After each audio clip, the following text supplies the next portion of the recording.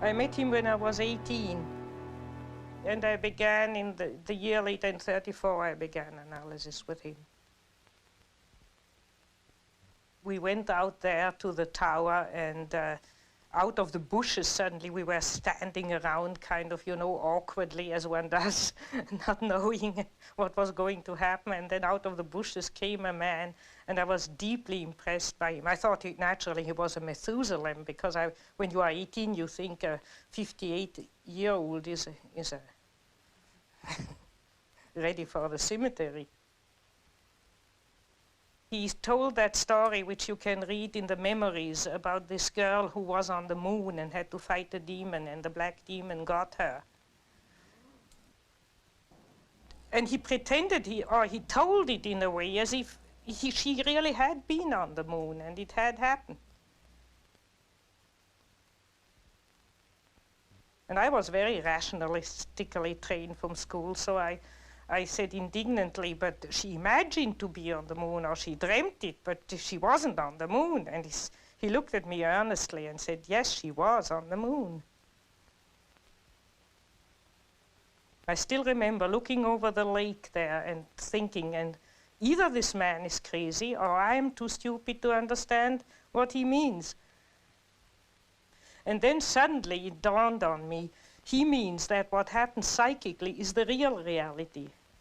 And this other moon, this stony desert which goes around the earth, that's illusion, or that's only pseudo-reality. And that hit me tremendously deeply. When I crawled rather drunk into bed because he gave us a lot of Burgundy, that evening I thought it'll take you 10 years to digest what you experience today. Both Jung and I minded most of all about wholeness, about becoming whole, and that I'd got at it through my art by always trying to draw or paint things that looked whole, animals, primitives, anything that seemed still at one with itself and whole. And he got at it by studying the things that were wrong with people, and then realizing the way to get it right was to find their wholeness, to find the opposite to the thing that was destroying them so terribly.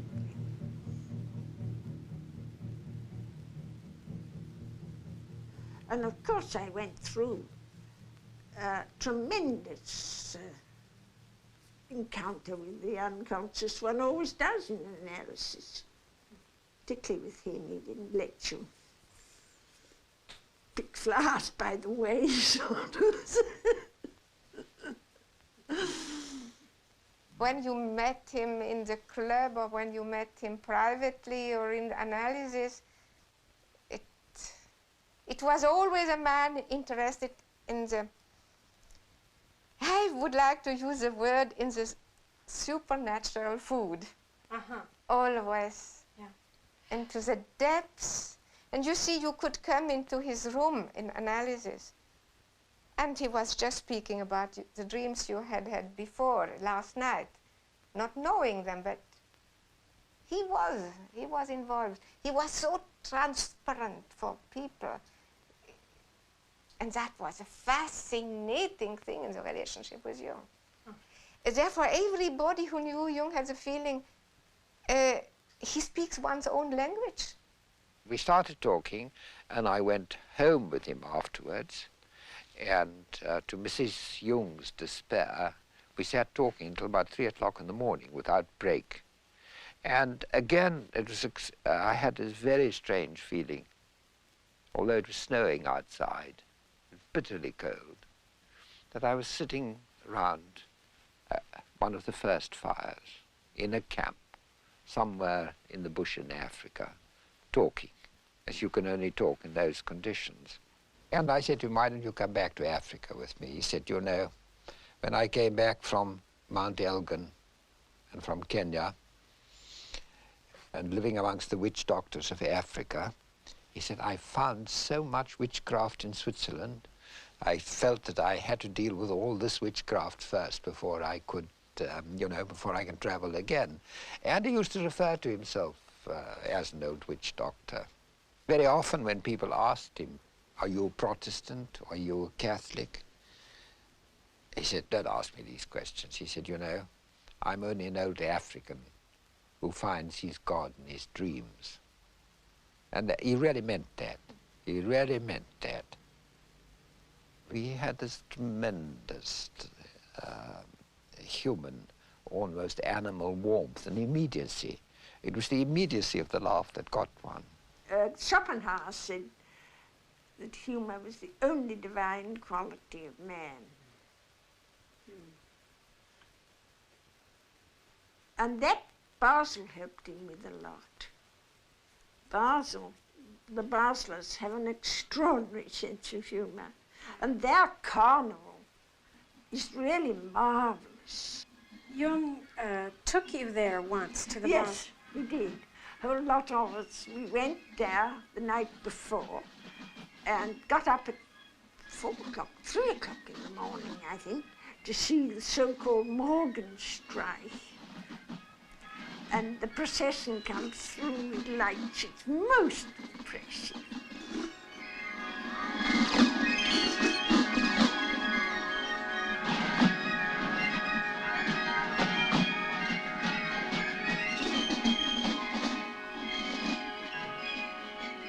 This feeling that he had that if man lived his life religiously, if he lived his life symbolically, then it was almost as if what the theologians called God, and my Zulus called Mkulu, the first spirit, where the first spirit had passed over some of his power and some of his responsibilities to the human being, and that the human being had a God-like task to perform in creation, and the extent to which he performed it, he derived his meaning.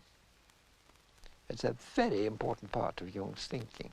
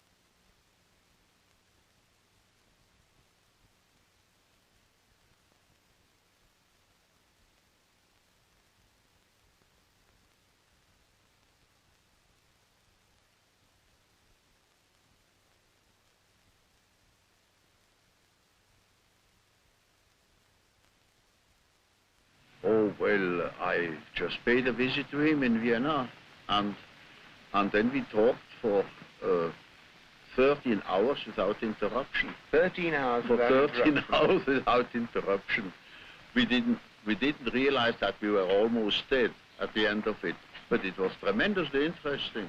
He was the old man and had a great experience, and he was, of course, way ahead of me, and so I settled down to learn something first.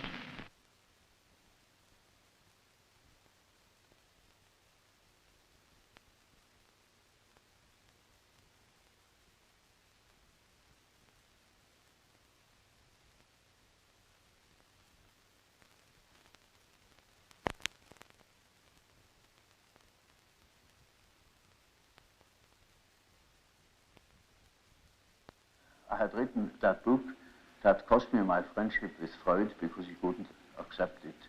Yes. To him, the unconscious was a product of consciousness, yes. And it simply contained the remnants. I mean, it was sort of storeroom where all the discarded things of consciousness were heaped up and left. But to me, the unconscious then was already a matrix, a sort of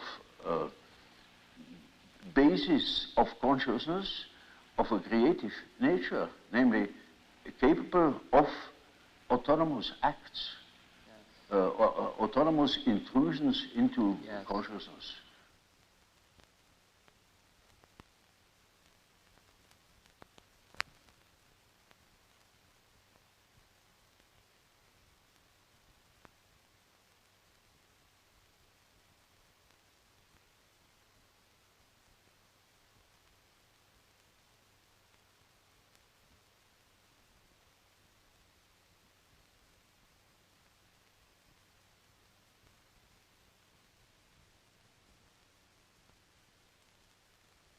Man's soul is a complicated thing, and it takes sometimes half a lifetime to get somewhere in one's psychological development.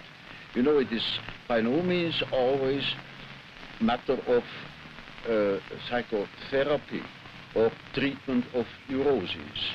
It is all psychology has also the aspect of a pedagogical method in the widest sense of the word. It is something. Education. It is an education. It is something like antique philosophy, and not what we understand by a technique. It is something that touches upon the whole of man, and which challenges also the whole of man in the patient or whatever the receiving part is, as well as in the doctor. One of the tremendous things which Jung did was to always emphasize the aspect of man's totality. And our totality is not complete unless we take our human failings into it. It doesn't mean that I necessarily have always to live my human failings. I obviously may have to take responsibility for them. But they are not only part of me, but they are part of every human being. That is to say, it is part of man. Consciousness is one factor, and there is another factor, equally important, that is the unconscious, that can interfere with consciousness any time it pleases. And of course, I say to myself now, this is very uncomfortable, because I think I am the only master in my house, but I must admit that there is another somebody in that house that can play tricks. And I had to deal with the unfortunate victims of that interference every day in my patients. Analysis, proper, particularly Jungian analysis, begins and ends with conscience. That is, that you take responsibility, that you take into consideration all those manifestations which so far have remained in the unconscious. In other words, you were not conscious of.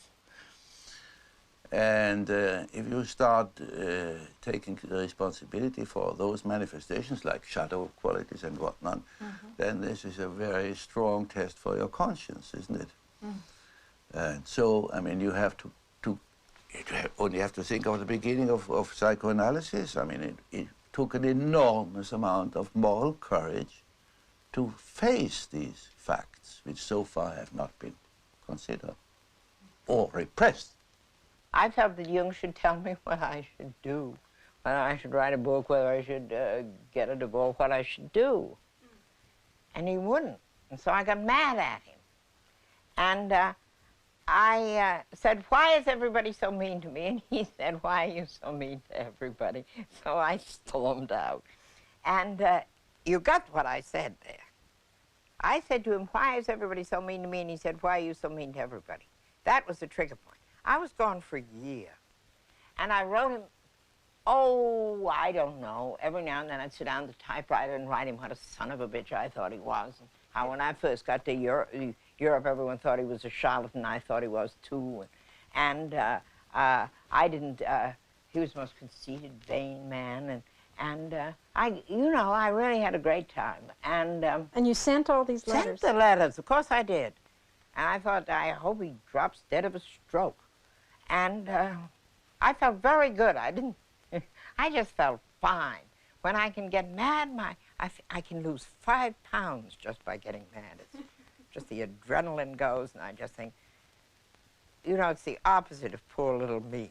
And I don't care. Let it all go and stuff it up. I don't care what happens to me. And then one morning I woke up, and I began to laugh. I thought, for God's sake, what's been going on here? What a jackass you. And suddenly I realized, sure, he really hit it. And so I phoned Miss Schmidt, Fräulein Schmidt, and asked if I could have an appointment. And she laughed and said, oh, yes, she said, Professor Jung told me to save some time for you. He thought you'd be calling shortly. And sometimes he'd be quite unfair to one. And he'd tell me, at the club, for instance, he'd go and something be horrid to people. And then he'd go home saying, now, wasn't that nasty of me? I really spoilt their weekend and saw shows on Saturday evenings. But when they next came to analysis, he found that that particular nastiness was exactly what they wanted, what they needed. I really got more from Jung when he hit me over the head than any other time. I don't mean literally. He had very small eyes, and when he looked through those little eyes, well, usually over the top of his eyeglasses, you knew that he was looking at something that you couldn't see. And what came out was usually some very simple fact. It wasn't any aura or any great message that came back from the beyond. It was something about your ordinary life or the ordinary situation. I described a party where I felt the shadow got loose with Jung at the center of it, where they threw a knotted towel from one person to another around a circle. Jung kept this thing going almost beyond endurance, and I fell down and broke my glasses, and somebody else skinned a knee, and at the end of the party we were all in shambles, but this was characteristic of Jung's intolerance of persona. He was so afraid that the party would stick on a polite persona level that he engineered it to bring out the shadow. And in the end, we all had a marvelous time. We all got drunk, and it was it ended very happily.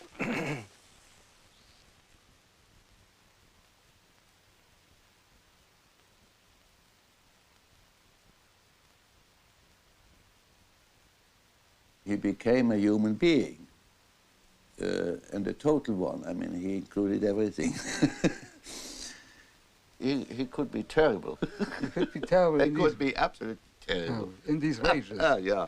In these ranges. I remember one thing when we sailed on the lake up there, Bollingen, you know, in his boat, and there was the wind died down completely, and we were way up from the Turm, you know. I see. Yes. Way off, and so there was nothing else but to row.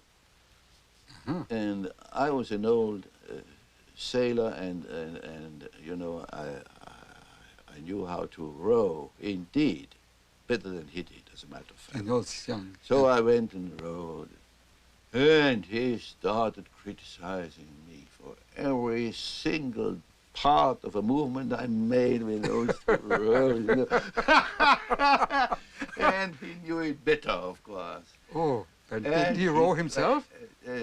Joan was in the boat as well, my wife, and so it was absolutely, it was hell. It was real hell. Until I said, good, fine, do it yourself. Yes, you sat finally down. said. And he did it? Yes, he had Yeah, to. he had to if you gave. He Yes, had to. Yes. I wouldn't make one single move. So, and did he ever apologize? For No, No? never. Oh, he could be terrible. Oh, he could be a real devil. When I was his secretary, he grumbled at me with a very loud voice. And he was, he didn't like when I took it personally. So I took it. And sooner or later there was a big and very beautiful, how do you say, Belohnung, recompense, a compensation. He compensated it. He knew exactly what he had done. And then one was rewarded if one could stand it and if one didn't took it personally. You see, he was so burdened by his ideas and by people outside and his inner figures. So I understood it quite well. He had to have a let out, das heißt ventil. Ventilate. And out. Ventilate. The steam has to go out. Yes. And it sometimes came out on you when you were there. Yes, why not? Yeah. The personal shadow is the personal shortcomings of things which every human being could be conscious of, which is not archetypal. For instance, such things as greed for money or jealousy, inferiorities which everybody has, but prefers not to know about. If one is jealous or if one is suddenly possessed by wanting money or so on, one could know about it if one is honest with oneself. But the collective shadow has to do with the dark side of the archetype of the self. That means it's the shadow of the God image. In the Christian tradition, it would be the devil. And that has always been personified and felt as something which has not to do directly with the human being. I mean, if somebody is possessed by the devil, he's much worse than just, he's not human, it's demonic. And, but on the other hand, generally that merges. First you have this area of dim, dark side, and behind it lurks the other. I've, for instance, seen that when Germany went to the devil in Nazism, people fell into it through their personal shadow. For instance, they didn't want to lose their job because they were clinging to money. That was their personal shadow. But then they joined in with the Nazi movement for that reason and did much worse things than they would have done normally under normal social conditions. So you can say the personal shadow is the bridge to the collective shadow, or the open door to the collective shadow. But the collective shadow comes up in those terrible mass psychoses. It's like if you have a room and there's one door not shut, and there the devil can come in. And if you know your personal shadow, you can shut all the doors.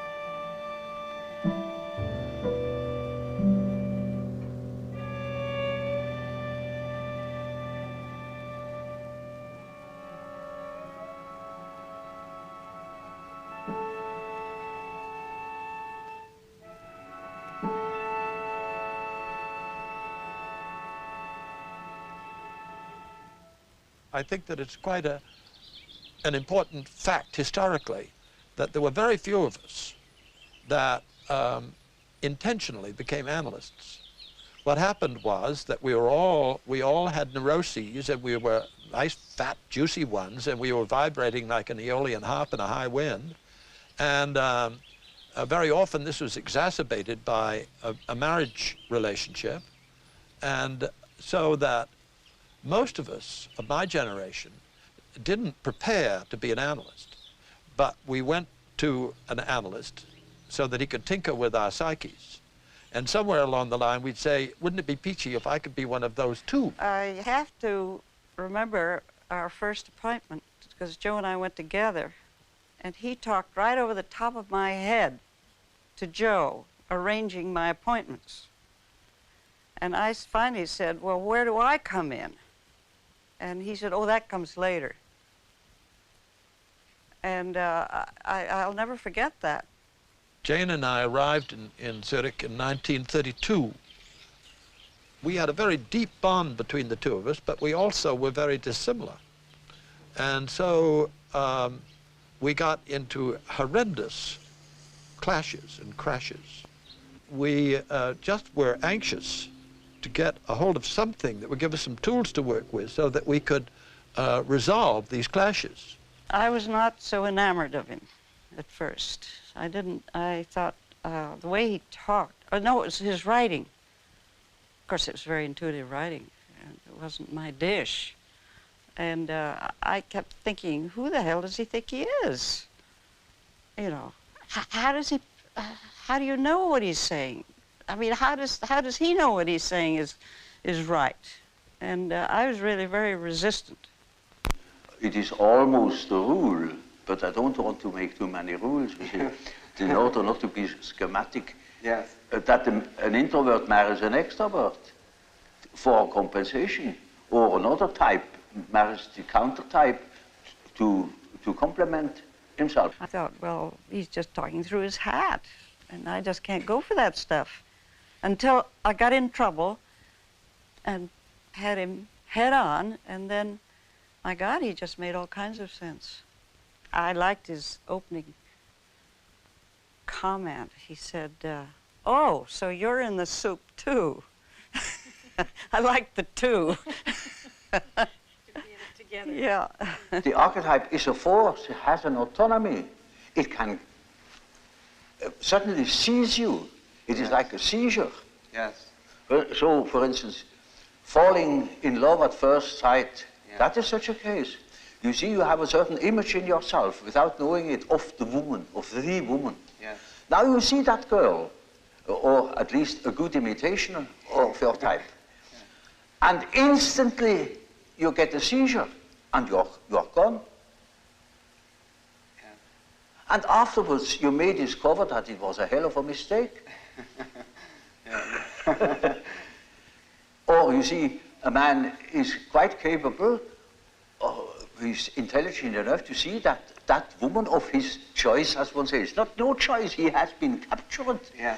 You know, he sees that she is no good at all, Yes. that she is a hell of a business. And he tells me so, and he said, for God's sake, doctor, help me to get rid of that woman. He can't. He's like clay in her fingers. And that is the archetype. That is so-called archetype of the anima. Yes. Yes. He thinks it is all his soul, you know. Like the girls, you know, when a man sings very high, then he thinks he must have a very wonderful spiritual character because he can sing the high C. Yes. And she's badly disappointed when she marries that particular number. Yes. Well, that is the archetype of the animus. Yeah. This is built right into the center of Jung's whole psychology, that one should develop one's countersexual components, as Margaret Mead so quaintly phrases it. But Jung prefers to talk about the animus and the anima, meaning the feminine side of the masculine side of the woman and the feminine side of the man. And so that all of us who are really committed and involved in the Jungian world are very busy trying to develop our animuses or our animas, and we don't ever expect that it's going to be quite a dead heat and that our voices will alternate from soprano to basso, or that we are going to get a reissue of our vital parts. But on the other hand, we do feel that usually going on a two-step operation, first with the projection of one's anima or one's animus, and then the gradual peeling of it off and taking it back in again and assimilating it and hopefully integrating it into one's consciousness, that this androgynous or almost androgynous state of being is the way one hopes to be before they throw the switch. In the beginning stages of a relationship, there is generally a lot of projection mixed up with it. And that is responsible for all those love quarrels. I mean, she makes demands which he can't fulfill, and he makes demands she can't fulfill, and animus, anima, crossing the swords. And I mean, if you tape record a love quarrel, it's the same all over the world, literally. And that is projection. And if people don't run away, but work it out, and take back all what is projection in it, then appears or is peeled out of all this the true relationship. Now it might be none, and then it would be like the Freudian thing, goodbye, and now I see you simply represented that and that in me, and thank you very much, goodbye. Or there might be a tremendous amount of relationship, true relationship built up, which is not the same thing as projection. The intensity of our struggle suddenly became clear to me that Jane had a thinking function developed, and I had a developed feeling function. And of course that was upside down. Everybody knows that men think and women feel, only what didn't happen to be so with us. But I think that what he did for women came through his tremendous interest in the individual. And women could be individuals too. And this problem of what is feminine and what is masculine and so forth and so on almost came as second to that. Mm-hmm. So I think in a sense, and then of course his discovery of the animus and the anima, that did a lot. Jung was not apt to be a father figure. He was, in an astonishing way, near to you. Natural. He could sit down and after 10 seconds you felt to speak with a brother, not with a father. And if you have had this brother relationship to him, where you discussed in a free way, where you accepted that he got angry, where you also were ready to get angry at him, as men do in an upright, clear way, it was easy to get along with him. But the moment where one thought that he was a father figure, he was for men very destructive. Because he was too irrational to give a guidance as a father. He changed too openly, too often his mind to give such a guidance. Now, it's a natural thing to change one's mind. But a normal thing. But a father should give a certain guidance. And he had no intention at all to give a guidance.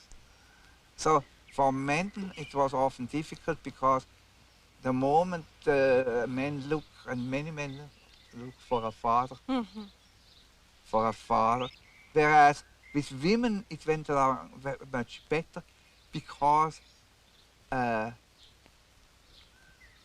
woman doesn't look so much for a father, she looks for a lover. And he was charming, seducing, and there he offered transference, often a little bit too much. But with a great healing power. With a great healing power. Well, what about the atmosphere in Zurich at that time? Well, that's what put me off. Oh, the cultism was just reeking. It was just awful. There were the transferences. And I swore I would never get a transference. That one thing I decided right away, because it just looked too awful. I mean, these people were just goofy. And, but I got a transference. Couldn't help it. Couldn't help it. Because, I mean, after all, you get a transference because what's missing in you has got to be seen in somebody else. And there was plenty missing in me, you know, and with a man of Jung's caliber.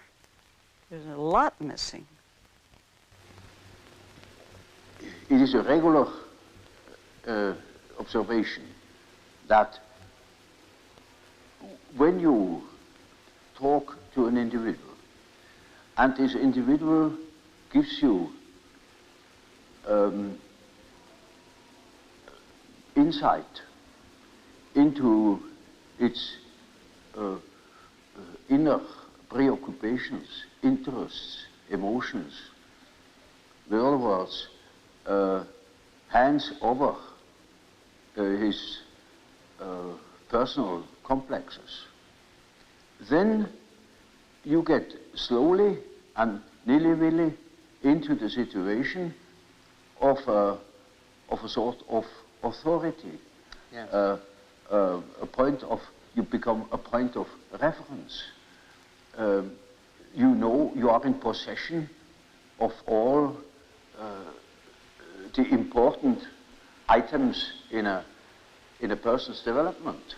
Now you see, that creates an emotional relationship to the analyst. And that is what Freud called the transference. Yes. Which is a central problem of analytic psychology. It is just so as if these people had handed out their whole existence, and that can have very peculiar effects upon the individual. Either they hate you for it or they love you for it. Yes. But you are not indifferent to them. But I never felt as though I had too much transference. It didn't last too long because Jung, the one nice thing about, or the good thing about him was he gave so much of himself. He just gave you everything he had. So it wasn't as though you had a hangover. You got it all. You know? I never felt in awe of him. I just thought sometimes he was funny.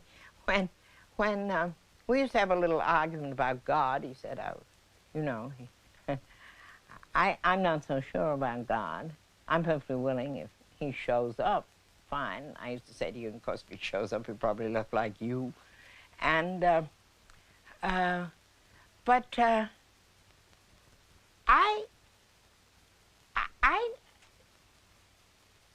guess that I thought before I got mad at him, I thought that he would have some kind of a solution to life's problems. Then I found I had to find the solution myself, which I suppose was what he did. Brings you to that point.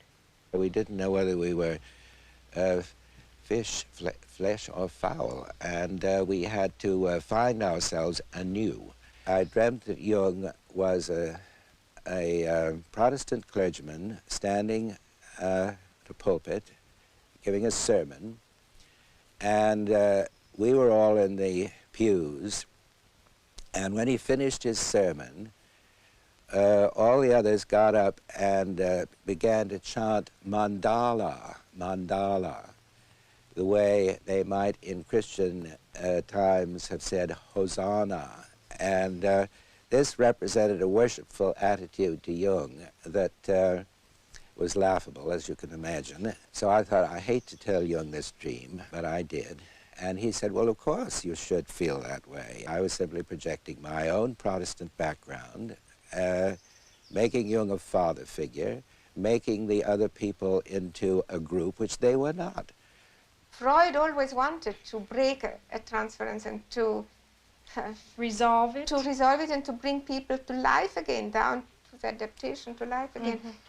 But Jung had another point of view, had the feeling as long as we have a strong transference, one must serve it, because he said there is a greater personality involved in transference. And we don't know what this greater personality has in storage, and so we must serve it. And that was tremendously difficult for Jung. He often told us, you see, I should have 10 lives in order really to follow the development of the integration process so deeply as he did with us all. Yes. But that was also what interested him. He many times said, without you women, I couldn't have developed my psychology. I had a case that was an intelligent young woman. She was a student of philosophy, very good mind, where one could expect easily that she would see that I am not the parental authority. But she was utterly unable to get out of this delusion. And in such a case, one always has recourse to the dreams. It is just as if one would ask the unconscious, now what do you say to such a condition? You see, she says within the unconscious, of course I know you are not my father, but I just feel like that. It is like that. I depend upon you. And I say, now we will see what the unconscious says. Now the unconscious produces dreams in which I really assumed a very curious role. You know, she was the little infant, she was sitting on my knees, I held her in my arms, I was a very tender father to the little girl, you know, and more, her dreams became emphatic in that respect, namely that I was a sort of child, and she is a very little, frail human thing, you know, and quite a little girl in the hands of an enormous being. And the last dream of that series was, I cannot tell you all the dreams, was that it was out in nature. I stood in a field of wheat, an enormous field of wheat that was ripe for harvest. And I was a child. And I held her in my arm like a baby. And the wind was blowing over that field of wheat. Now, you know, when the wind is blowing over wheat field, these waves in the wheat field. Yes, yes. And with these waves, I swayed like that, putting her as if it were to sleep, you know. And she felt as being in the arms of the Godhead. And so now the harvest is ripe, and I must tell her. And I told her, you see, what you want and what you project into me, because you are not conscious of it, is you have the idea of a deity. You don't possess. Therefore, you see it in me. Yes. That clicked. She suddenly became aware of an entirely heathenish image. Yes. That comes fresh from the archetype. She had not the idea of a Christian God or of an Old Testament Yahweh. It was a heathenish God, you see, a God of nature, of vegetation. He was the wheat himself. He is the spirit of the wheat, the spirit of the wind. And she was in the arms of that Newman. No. Now, that is the living experience of an archetype. Now, that made a tremendous impression upon that girl, and instantly it clicked. She saw what she really was missing, that missing value, that was in the form of a projection in myself and made myself indispensable to her. Yes. And then she saw it is not indispensable, because it is, as the dream says, she is in the arms of that archetypal idea. Now that is a luminous experience, you see. And that is the thing that people are looking for. Yes. An archetypal experience that gives them an incorruptible value. You see, they depend upon other conditions, they depend upon their desires, their ambitions, depend upon other people, because they have no value in themselves. They have nothing in themselves.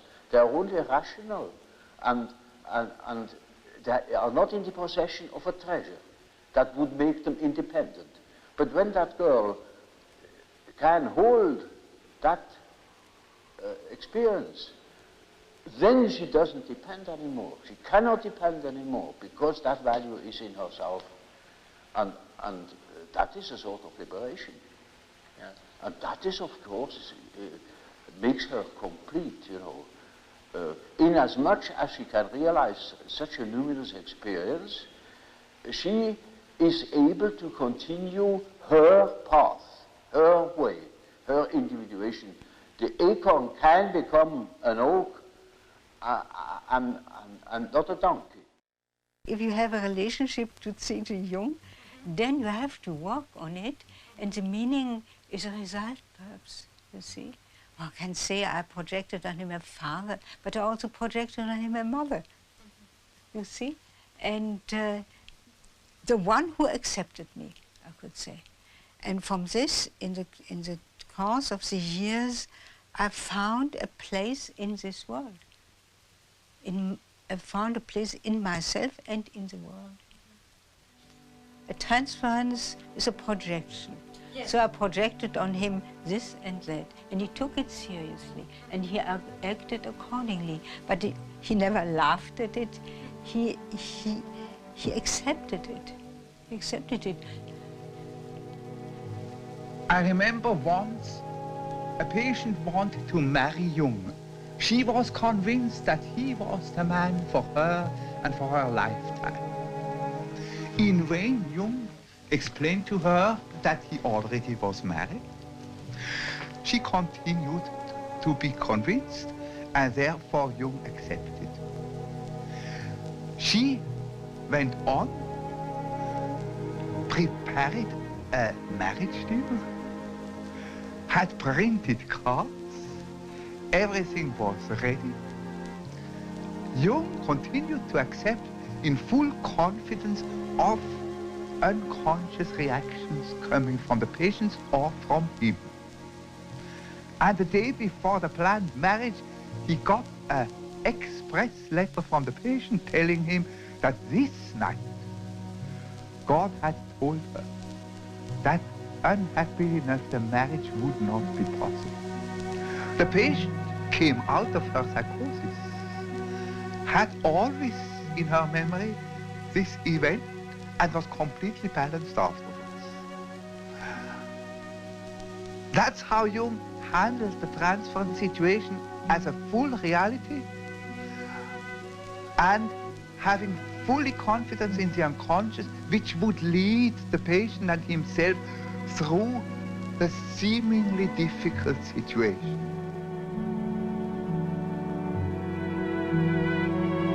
He could see what every woman was really substantially like, and helped her to find her main interest: literature, politics, psychotherapy, or astrology, or what you want. He had an art to follow a person until she found herself.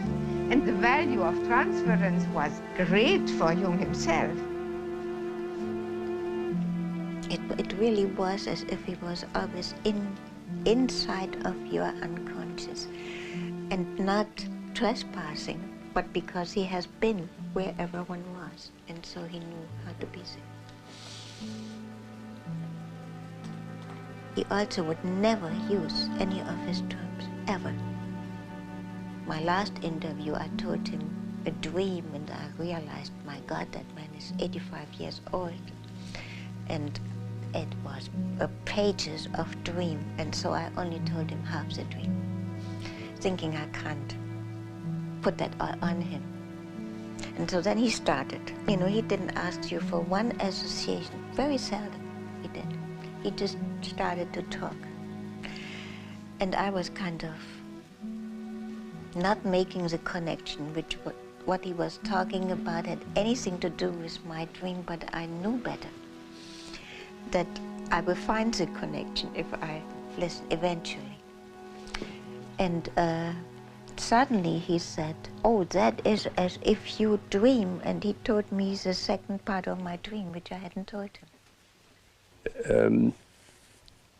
After about 2 years, I had a dream in which Jung had died.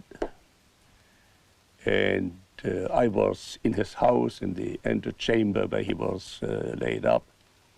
And I paced up the room, very depressed, very unhappy. And suddenly my feeling changed, as if I pulled up my socks and, well, all right, he's dead now as far as to go on and work.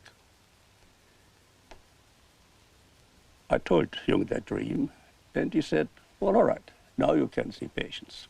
You're ready to see patients. One didn't see it, but one felt it, that a ray of his spirit was falling onto us. And one was terribly spoiled, because compared with this, as a man, we are no more so interesting. Yes, that must have been a problem. And I must say, besides one's own husband. Well, you were married. And I was married. Yeah. You had a deep relationship. And how did your husband feel? Did he ever feel jealous of Jung? Clear. All our husbands, the husbands of our women around, were very jealous. Yes. But since they knew, understand, that Jung was not falling into the traps and wishes of the women, so they had not to be really jealous, because Jung never misused his position and all these transferences. Now, Jung worked in this rejected feminine world of the unconscious for years. People came to him. He was particularly successful with women patients. And one person came into his life very early on, because she's already with Jung and Emma Jung at the famous conference in Vienna, where they are all photographed together. And that is Toni Wolff. Well, all I can say is that, of course, she was a most extraordinary person, there's no doubt about that, and she was a great head to Jung, too. I mean, when it comes to psychological types, for instance, she played a very important part there. In his development of his ideas. He had all his knowledge in philosophy and so on and so forth. And she had been one of his patients to begin with. I see. Oh, yes. And I remember very well, he was very proud of the fact that he had succeeded in curing her. A lot of people who knew her said that they despaired of her ever recovering from whatever her psychological disturbance was. I think one must accept that it was profound enough to fit the rare, exceptional spirit she was, because in a sense, the rarer, the more exceptional the spirit, the deeper the psychological suffering. And Jung managed to bring her out of this, so that by the time of the famous Vienna conference, she was already an integrated, working personality. And to me, that photograph is very moving, because the one who looks young, as if she's just been born, is Toni Wolff. She sits there with these large eyes. Jung had an instinct that what was wrong with life, what made life tear apart, made it incomplete, was because the feminine was rejected, driven insane, driven mad by a world of men, rejected by a masculine-dominated world. And that time when he let himself go, and when he landed deep down in what he came to call the collective unconscious, all this rejected feminine in himself confronted him. Toni Wolff was being analyzed by Jung. When Jung started to have his active imagination, it really got going and he got rather unstable. And that Toni Wolff simply said that she wasn't going to go on with her analysis with him and that she was going to have a relationship with him. And more or less, I gather, took him by the ear and did so. In this unfamiliar, terrifying underground of the collective unconscious, she was Jung's guide, to such an extent that she lived with him. And she took over the whole of the burden. And of course, the tensions caused by that in Zurich and in the family must have been tremendous. She reflected his anima in a way that Mrs. Jung didn't. It was she who introduced him to all the Eastern things, Eastern spirituality, Eastern philosophy, and so on. They were lovers, I take it? Oh, yes. Yes. Emma knew of their relationship, but she didn't wish to divorce you. Oh, good gracious, no. It would never have entered her head. No, I see. I mean, that wouldn't have been done. I mean, that's rather unusual. No, I don't think so. Not at that time. I mean, I don't even think nowadays. I mean, she had 4 children, and I don't think that Jung would have wanted a divorce at all. Well, perhaps this isn't really relevant, but not many women will countenance open infidelity.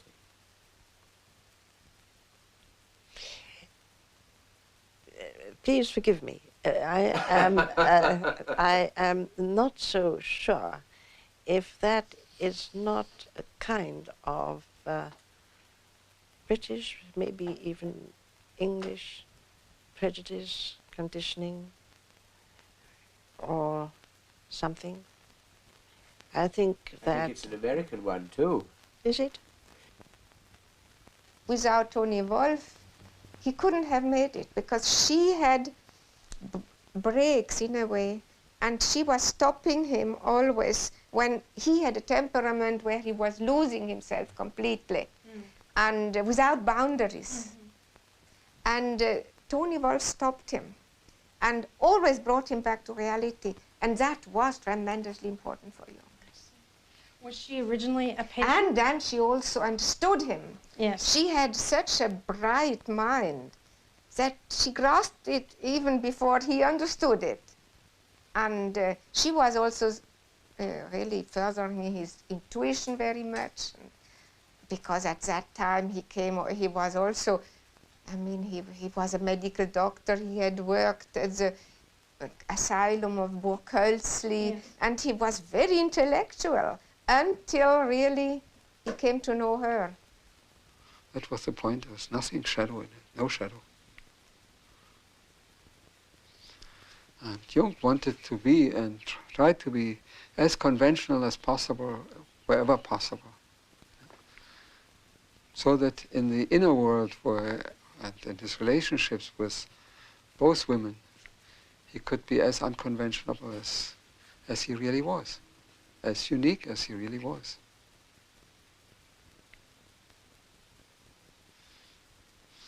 No, it was quite a thing for him to do around 1910. You know, the Victorian age wasn't quite so far gone, and it wasn't anything he hid. You know, I remember I was walking in Zurich, there near the institute, and there was Jung and Toni Wolff walking. You know? There was nothing hiding. And it was in this relationship that he had these tremendous experiences of the conjunctio. That's when he understood the mystical background of sexuality, mystical or the psychological archetype that was working there. That was later such an established relationship, and Mrs. Jung was so included that I am very sure he would not have parked his car in front of Toni Wolff's house, who was 1 minute away from the institute, and everybody would know when he was there and when he was not there, if he would have had the slightest doubt about it. And so this relationship with Toni Wolff was not an affair, it was another wife. 2 wives and 1 man. That's an excuse. My opinion is he should, as CG, he should know earlier that that was his anima. And so come to a stop. One day, Mrs. Jung approached me and said, would you please cooperate analytically with me and Toni Wolff? So we did a threesome analysis for quite a long period. Oh. Yeah, that was very funny. I see. Mutual dreams or just Jung's dreams? No Jung's dreams. Mrs. Jung's dreams and Toni's dreams and my dreams. Oh, all 3? Yeah. I see. And you found this very helpful? Was interesting. Very, was very interesting. She wasn't at all browbeaten by Jung. She was downright and direct, and she did a lot of work on his papers, too. She obviously stood by Jung all through his periods of crisis. She was a much more solid sort of character than Jung. First, she had given birth to 5 children. And then Jung told us, and she told us, and she felt the need also to know more. And then she studied physics and mathematics and many other things. And then she had an analysis with her own husband. She did? Yes. How difficult. Yes. She had also another analysis, but the main thing was analysis with Jung. And afterwards, he allowed her to analyze. And she was a very good analyst, and the opposite of her husband. He was more intuition and thinking, and Emma Jung was sensation, mainly sensation, absolutely down to the earth, and more to that, to the depths of the earth. Mrs. Jung had a fantastic sense of humor. She giggled and laughed, and she was very, very nice woman. Motherly, but I think she helped a lot in working out, let's say, the animus anima problem. It's those 3 who did the work, I think.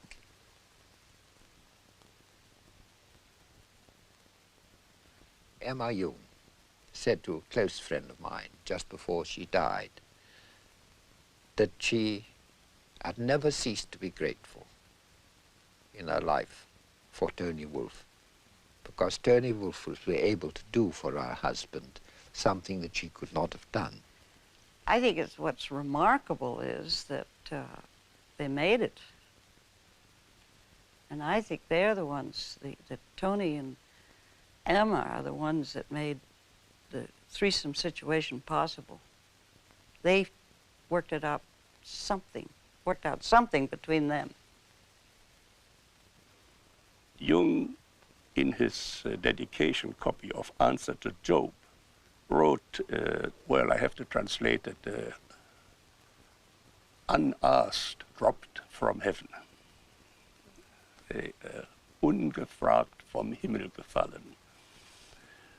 So, no, I think naturally the relationship changed, the relationship do change, but it existed.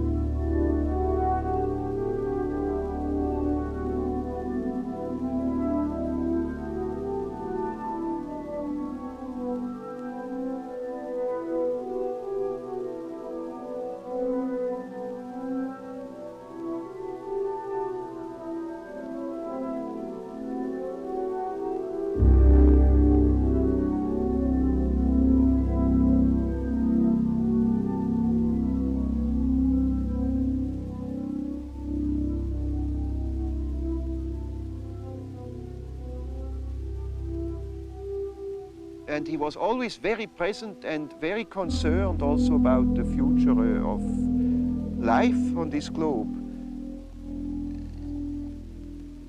I think he needed space and quietness to meditate about them and to find as much answer as he could find. It was at the same time, I think, a total participation, but also, well, I wouldn't call it a withdrawal, but a philosophical distance, or I don't know how to call it.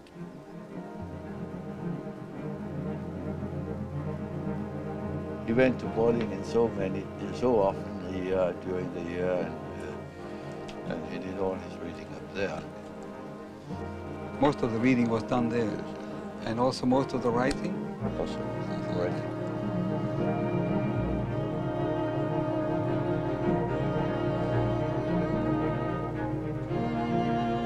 In the fall of 1922. He came by bicycle. Dr. Jung came by bicycle, on his bicycle from Gustav.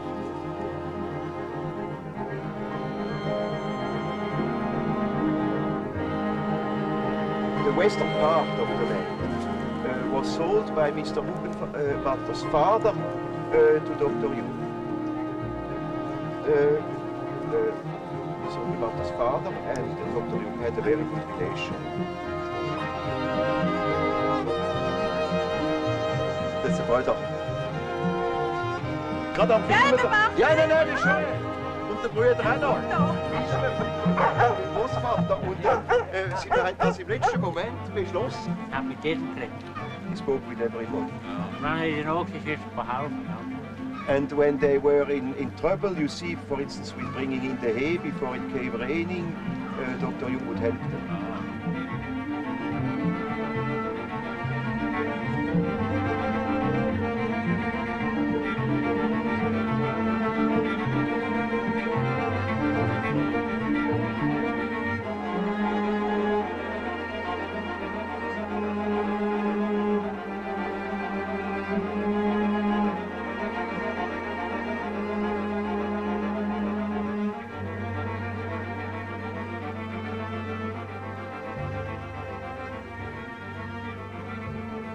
A man is not complete when he lives in a world of statistical truth. He must live in a world of his biological truth. Man has always lived in the myth. And we think we are able to be born today and to live in no myth, without history. That is a disease. That's absolutely abnormal, because man is not born every day. He's once born in a specific historical setting with the specific historical qualities, and therefore he is only complete when he has a relation to these things. It's just as if you were born without eyes and ears, when you are growing up with no connection with the past. From with the standpoint of natural science, you need no connection with the past. You can wipe it out. Yes, yes. And that is a mutilation of the human being. He had what the Greeks called techne, hence our word technology and so on. And techne means also art and skill. He lived his sensation, I think, in its natural state, and therefore it was very creative. He looked at the wall in his last years. You see the irregularities of the stone would create that picture, and then he would carve it out.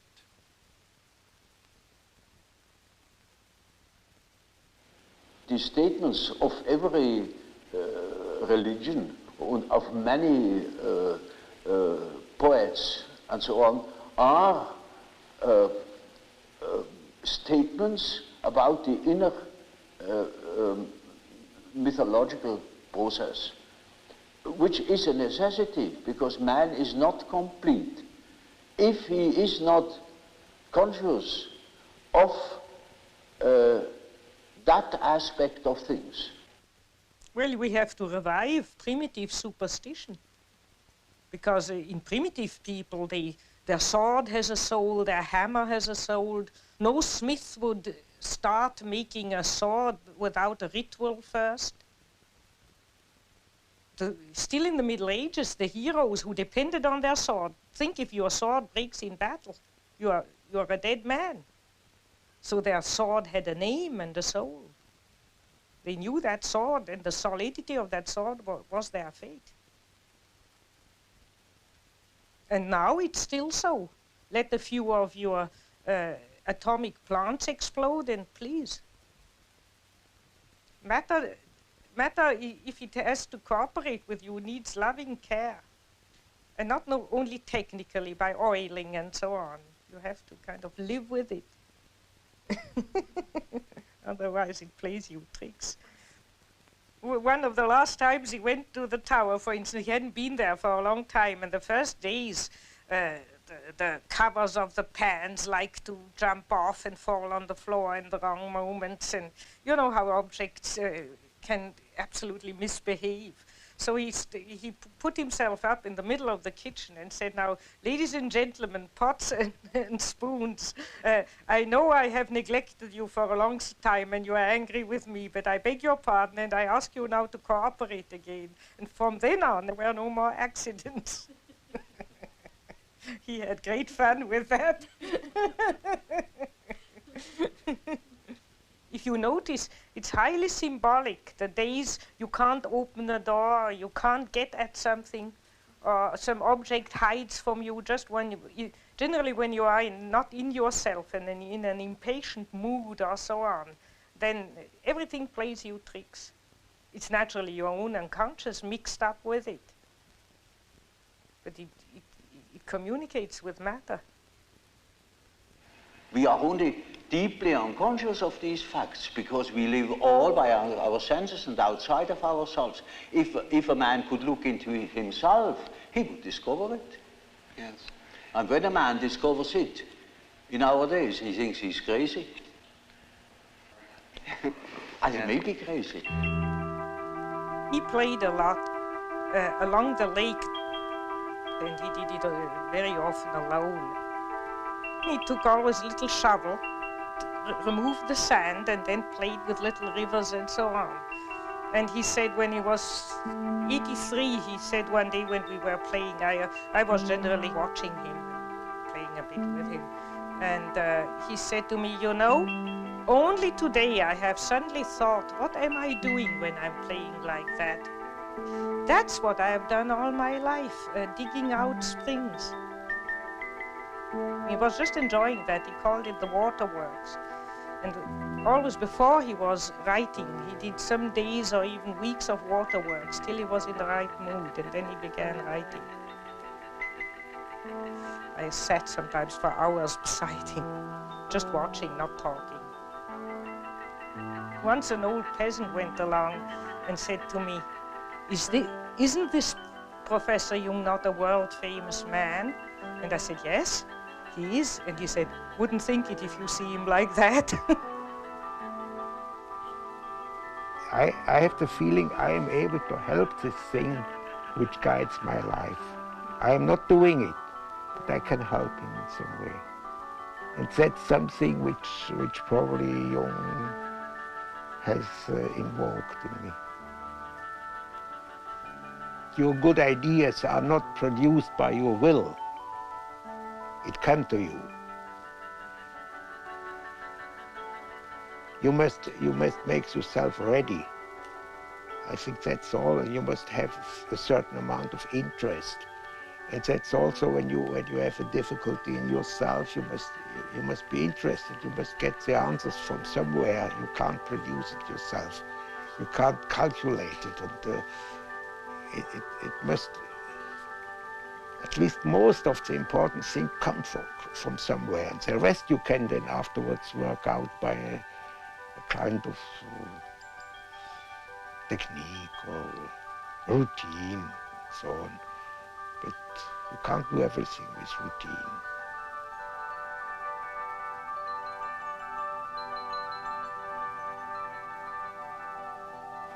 was always looking for something in between, you know, something that linked that remote past with the present moment.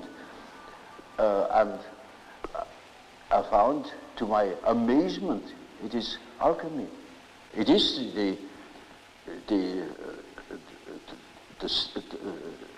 the basis of our modern way of conceiving things. And therefore, it is as if it were right under the threshold of consciousness. Gives a wonderful picture of how the development of archetypes, that means the movement of archetypes, looks when you look upon them as if from above, namely from today, you look back into the past and you see how the present moment has evolved out of the past. And we can construct or even predict our the unconscious of our days when we know what it has been yesterday. And when I heard Jung talking about alchemy, it was like a revelation for me to see how, because there are religious ideas which are on the foundation of all these scientific work. The energy that you do, that you start to do chemistry, comes from somewhere which is not a really rational thing. It's an emotional thing. For Jung, religion was an attitude. For Jung, religion was an attitude to life and had absolutely nothing whatever to do with any kind of creed. And he was actually ambivalent about creeds, because on the one hand he said that a creed would stop you from having an experience, and since he believed that religion was not only an attitude but had to do with experience, personal experience, if you block it by a creed, obviously you can't have an experience. But at the same time, he also thought that a creed might be a tremendously important framework for someone whose ego was too weak to stand the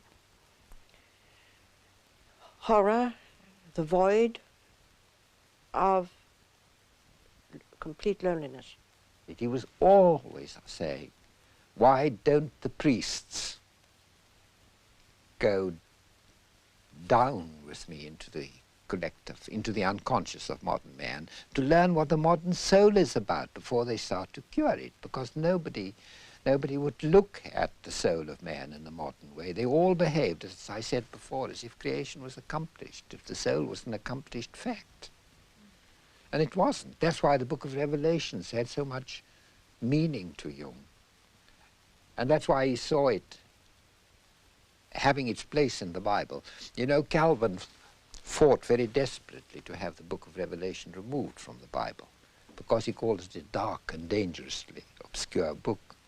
But it really is very meaningful, because it's the one book which suggests that the revelation of God doesn't end with the coming of Christ. There is more to come. That religion is a process of continuing revelation and experiencing of revelation, and being obedient to your greater awareness of becoming in life. He was very conscious of the center of his being, which he called the self. And he would talk about the God image living, being alive in this center of our whole being. He always said he did not wish to discuss the existence of God, because this was a metaphysical question which he was not prepared to go into. But from the psychological point of view, he knew that the God image was within oneself. The God image changes. God does not change.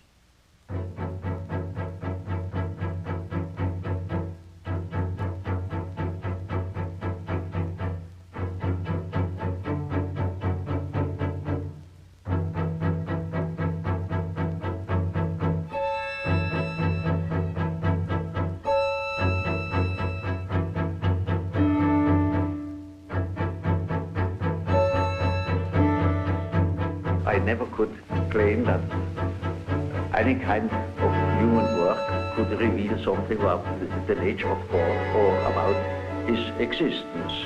I only know that the idea of God is a pattern, an age-old pattern, a primitive pattern that always has been and never lost its, what we call, numinosity. It is always there and it still plays the same role as it always did. We can establish the existence of that pattern, and that is for our practical purposes enough. Because when we can integrate such an idea in our mind, the idea of such a being, then that gives an entirely different scope to things.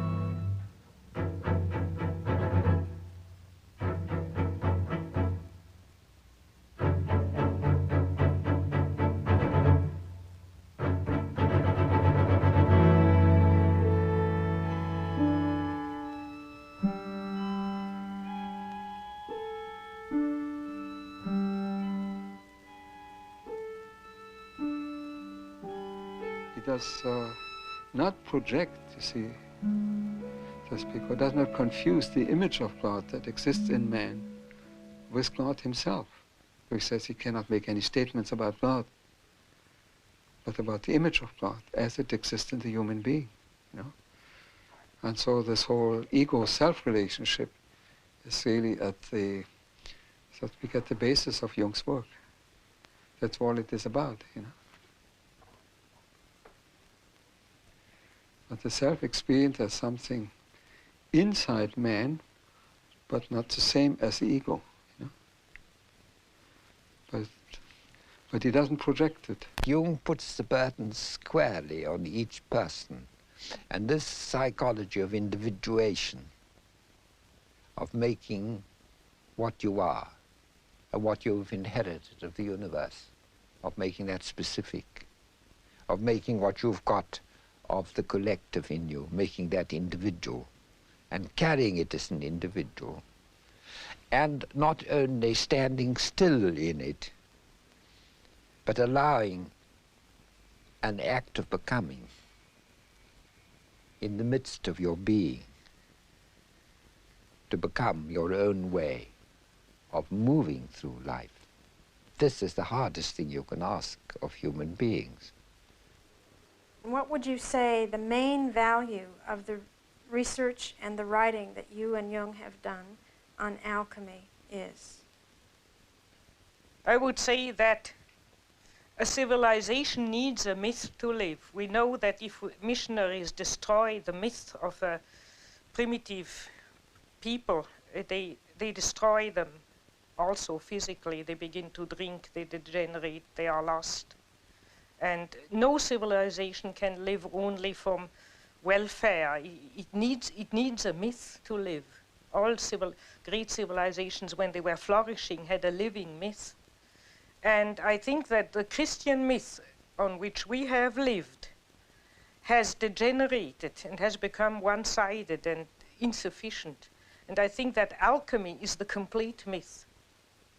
And that therefore, if our Western civilization has a possibility of survival, it would be by accepting the alchemical myth, which is a completion and continuation, but and richer completion of the Christian myth. That's a myth we could live again with, in contrast to the Christian myth, which doesn't satisfy a great amount of people anymore. And the Christian myth is deficient on not including enough the feminine, or in Catholicism they have the Virgin Mary, but it's only the purified feminine. It's not the dark feminine. And in excluding matter and treating matter as dead and the realm of the devil. And in not facing the problem of the opposites of evil. And alchemy faces the problem of the opposites, faces the problem of matter, and faces the problem of the feminine. The three things which are lacking in Christianity. And therefore it complements the Christian myth and could revive it too that way. For 2,000 years, the Christian religionists told you to repress the evil. And look at the damn thing now. It began to be so visible at the First World War. And that's now a very great many years ago, isn't it? Not sure. And it's on a much grander scale, much larger scale, the possibility. Oh, far. Far. What is it? What did we learn from alchemy? It's finally that in each of us there is a rejected part, the which can become the cornerstone, like it's written in the Bible. And we have to be aware of the stinking side, of the bad-smelling side, of the, as Jung says, about the urine, about the excrement, and all that in our life. And this is the beginning of the way of God. This is the beginning of the transformation. The psychology of individuation has nothing to do with politics at all, because it deals with the ultimate values. But yes, it has shattering political implications. And I think we are not now, we cannot behave as if this journey into the collective unconscious hasn't happened. Because it has happened, we can't plead ignorance anymore. It has happened, and because it's happened, because we are facing a universe within, objective universe within, as great as the universe without, we can never be the same again. We cannot ignore it. And it has enormous political consequences for us. And the kind of society, the kind of politics that will save us will have to be where more important than any other quality in our politicians, we must demand psychological illumination, psychological awareness, because otherwise we get people sparring with their own shadows. Otherwise you get nations, as we had in 1939, like the Germans, projecting their shadows onto the Jews, and then when they were eliminating the Jews onto the Poles and God knows what not else, you see. And Jung often said to me, he said, the human being who starts by withdrawing his own shadow from his neighbor is doing work of immense, immediate political and social importance. What you would call the personal shadow of people didn't upset him. He just grumbled and cursed a bit, but that's not the problem of evil. It's that major evil of complete destruction which worried him. And his real approach to that was the inner work yes. that he did. The only thing you can do, to confront yourself with it where you are. All the rest, all the benevolent, if benevolent preaching would help, then we would be out of the trouble long ago, because we get a lot of benevolent and reasonable preaching, but it doesn't help. So the only place where you can really put the hand on it and deal with it body to body, the problem of evil, is in yourself. And there you have the hope to change something, but the hope to change the world is a childish illusion. As we've seen, the collectivist pattern taking over all over society. The paradox is you get a form of totalitarianism which is producing collectivism, then you get a kind of creation of greater and greater monopolies of commerce, bigger and bigger business, producing a kind of organization man, which is the equivalent of the totalitarian organization man, where this individual thing disappears. And really, this kind of this kind of politics of individuation, which you might call democracy, ceases to exist. And this is the point where we've reached at the moment. And at this point, all that's inferior, which Jung used to call the shadow in man, tends to come to the surface. The world hangs on a thin thread, and that is the psyche of man. Nowadays, we are not threatened by elementary catastrophes. There is no such thing as an H-bomb. That is all man's doing. We are the great danger. The psyche is the great danger. What if something goes wrong with the psyche? You see? And so you see, it is demonstrated to us in our days what the power of the psyche is of man, how important it is to know something about it, but we know nothing about it. Nobody would give credit to the idea that the psychical processes of the ordinary man have any importance whatever. One thinks, oh, he has just what he has in his head. It is all from his surroundings. He's taught such a thing, believes such a thing. And particularly if he's well housed and well fed, then he has no ideas at all. And that's the great mistake. Because he is just that as which he is born, and he is not born as tabula rasa, but as a reality. Jung had a vision at the end of his life of a catastrophe. It was a world catastrophe. I don't want to speak much about it. One of his daughters took notes and after his death gave it. And there's a drawing with a line going down, up and down, and underneath is the last 50 years of humanity. And some remarks about a final catastrophe being ahead. But I have only those notes. Mm-hmm. What is your own feeling about it, the world situation? Well, one's whole feeling revolts against this idea. But since I have those notes in a drawer, I don't allow myself to be too optimistic.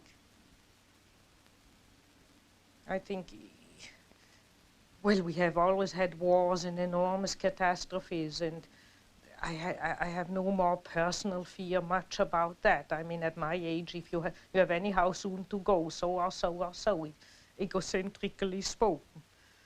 But the beauty of all the life, to think that the billions and billions and billions of years of evolution to build up the plants and the animals and the whole beauty of nature, and that man would go out of sheer shadow foolishness and destroy it all. I mean, that all life might go from the planet. And we don't know.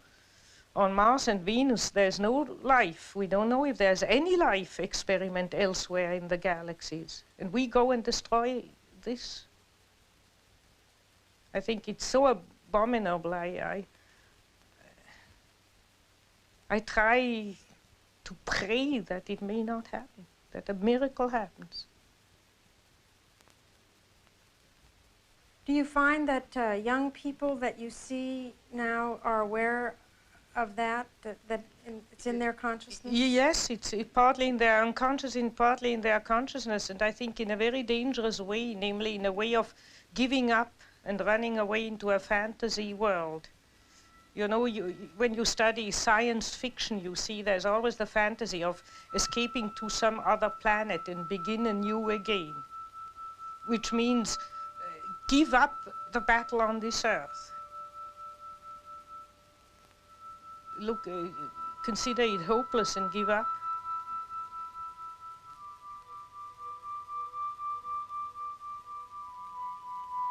think one shouldn't give up.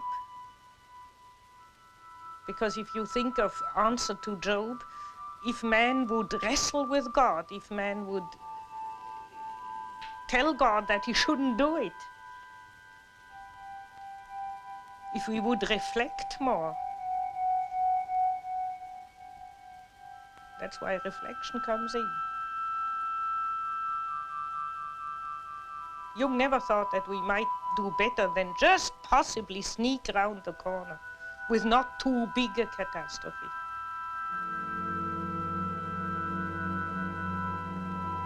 When I saw him last, he had also a vision while I was with him, but there he said, I see enormous stretches devastated, enormous stretches of the earth. But thank God it's not the whole planet.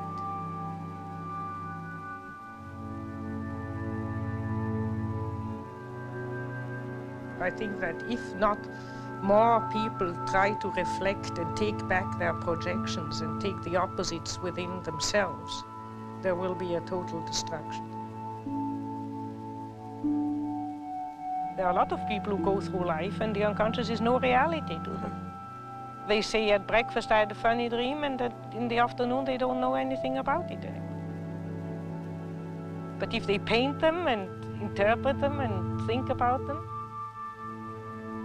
the dream becomes real.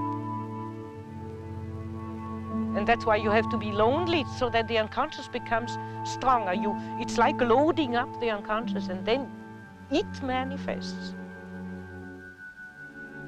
Hermes Trismegistus said in one active imagination to an alchemist, I am the friend of whoever is lonely. We have now, you see, it's a man who pours water into the fish. Now the fish is the unconscious, the content. So we have to support the unconscious.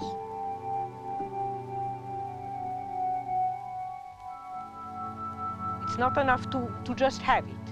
We have to actively turn towards it and support it so that it then helps us. Many people are not in analysis, but if they are naturally gifted, which I would call if they are honest, they can find these things without analysis. I've lived in this tower sometimes 3 weeks alone without speaking to one word to anybody. And I sometimes thought I was going off my head. But the unconscious became alive. It was my partner. There are no other similar beings like man that are articulate and could give account of their functioning.